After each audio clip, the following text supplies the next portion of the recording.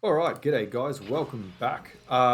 STR Super 17 or 17 and Hellfighter 17, the fusing Dokkan Fest exclusive that has just dropped on Global, is in my possession. I managed to pull him with the tickets. Fortunately, I didn't have to use any stones, so my Annie savings are intact. For anyone curious, the global anniversary is in about a month.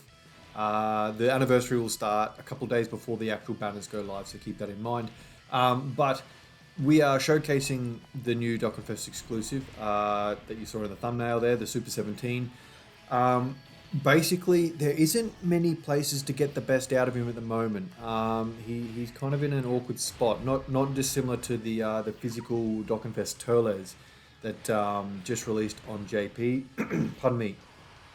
They need to have like specific enemies to make them good. A lot of the time, well, in 17's case here, a superclass enemy is needed, and there's only one superclass red zone in the Gammas stage. That's the only red zone with superclass enemies, at least on a consistent basis. And on top of that, the banner unit that came with Super 17, Jiro and Mew that you see there, they require a Goku enemy. So I thought I'd bring, I'd sort of theme it a little bit, I guess, coming against the GT Goku legendary event, so that both Super 17 and the new banner unit get their kind of their best look in to see what they can do. And as you can see, that the banner unit here is really quite good. Kind of a mini Pan, or at least not Pan, sorry, LR Bulma in the way that they support. Bulma's pretty much all super class, all allies, I think. She's just berserk. She's ridiculous. I love her that much. The Hellfighter 17 that you see attacking here, obviously he's still SSR and he's not very good. However, we need to fall below 70% HP to get the fusion off for the LR Super 17.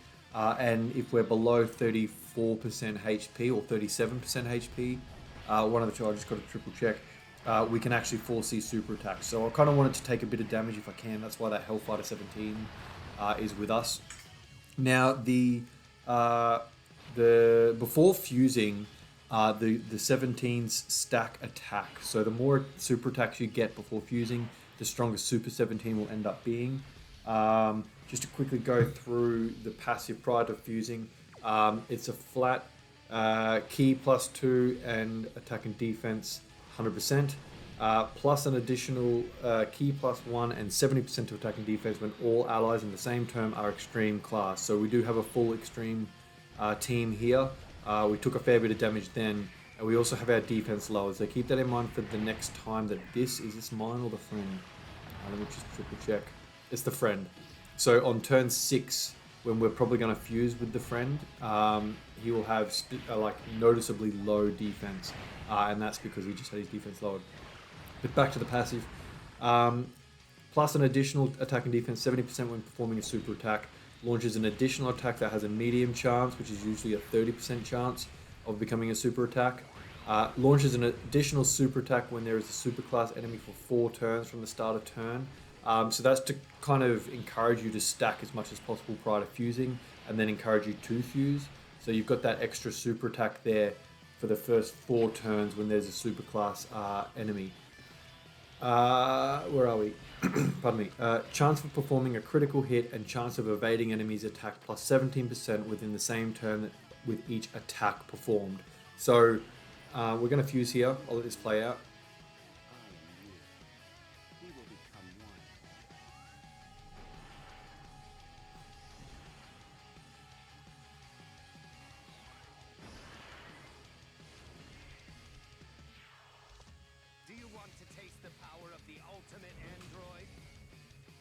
So yeah, starting from the 5th turn with 70% less, 70% or less HP, which we're going to have here.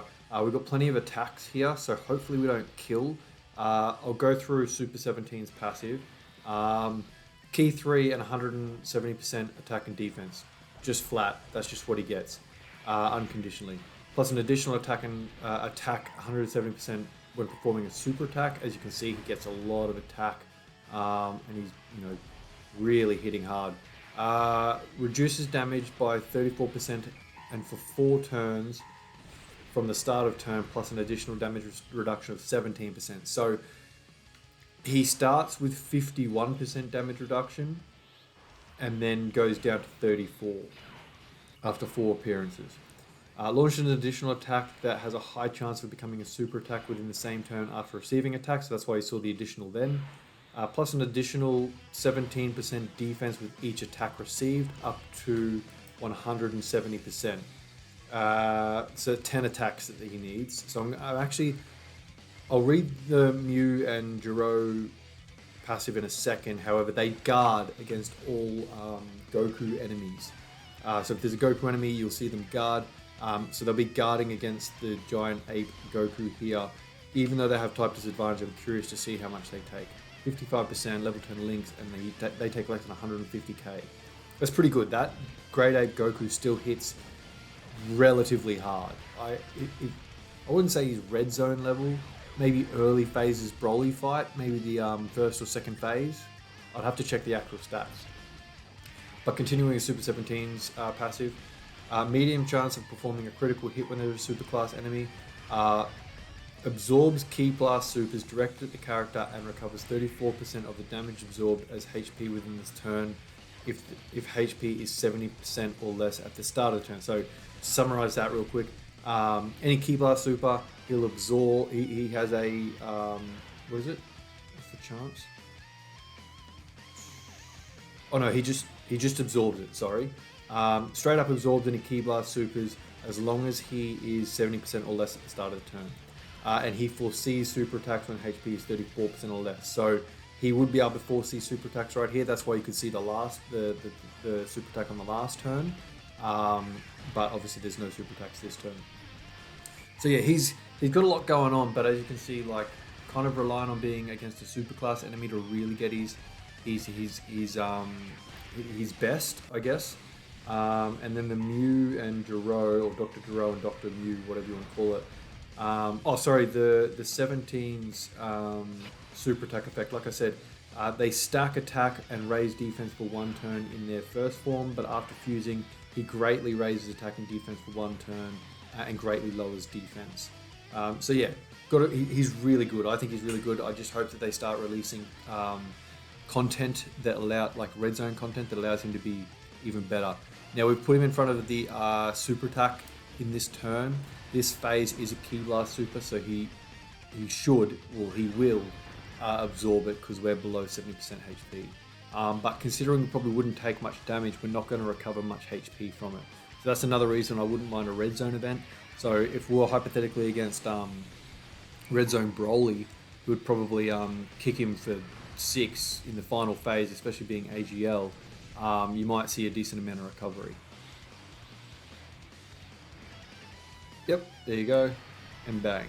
So yeah, we're only recovering, 29 HP because he would have tanked the whole thing for like 70 damage. The Dr. Mew and Dr. Jiro unit, they greatly raise defense for 1 turn.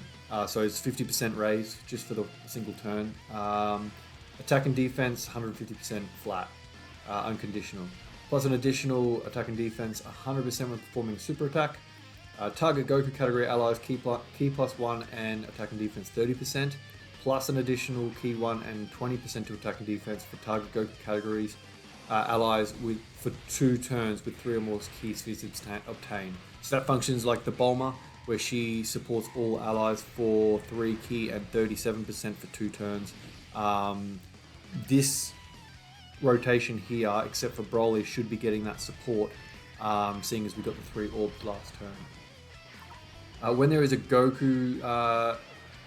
when there is an enemy whose name includes Goku, you seal all enemies' super attacks if HP is 70% or more at the start of the turn, plus an additional 100 attack and defense 150% and guards all attacks. So when there is an enemy whose name includes Goku, you're basically sealing everyone. So if we went into Super Battle Road where sealing is available, and there is a Goku category enemy, every enemy would be sealed. You'd get that extra 150 attack and defense, and you'd also be guarding. So that's why we're guarding in this stage all up, I guess. But honestly, even like, I know you're not going to see this much because, like 17, there's not really any Goku enemies in kind of harder content. This is probably the pinnacle of difficulty for any Goku enemy, I'd imagine. So hopefully, again, yeah, we have that rectified. And just as a bit of a spoiler for those unaware, over on JP, the physical Turles needs a Goku's family unit whose name includes Kid Gohan, which is heavily restricted for a lot of it. But, you know, hopefully we get maybe like a Goku's Family Red Zone at some point soon, and then everyone with all these restrictions can really have a good playground to muck around in. But from Super 17 here, obviously I got him partnered with his LR, who could use an easy A, but unfortunately that probably won't be happening too soon. He's still relatively recent. He just was unfortunately released not too long before the 200% meta. Oh, actually, he released, 10 months before? Because he came out Golden Week, which was the dual Dokkan Fest after the JP anniversary of the 6th anniversary. So, yeah.